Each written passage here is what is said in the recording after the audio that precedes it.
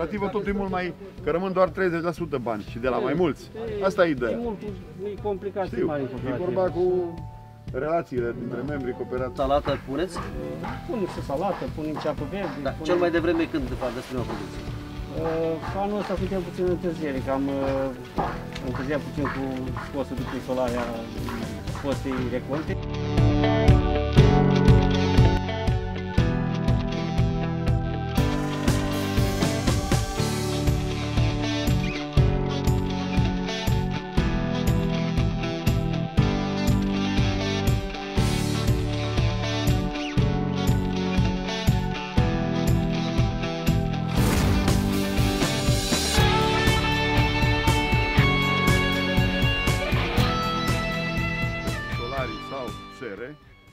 Cu niște modalități de lucru din 2020, adică să ai și sistem de gestionare a apei și sistem de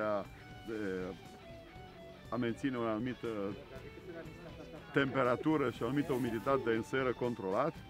Când am găsit să fac tânăr fermier, l-am făcut și am îndrumat și încă doi de aici din sat să facă și la fel aș face adică orice aș. Asta trebuie să înțeleagă, că tânărul fermier, că e 50.000, că e 100.000, nu-i suficient. El în următorul an trebuie să vină cu altă măsură, cu altă măsură, ca să se consolideze, să rămână.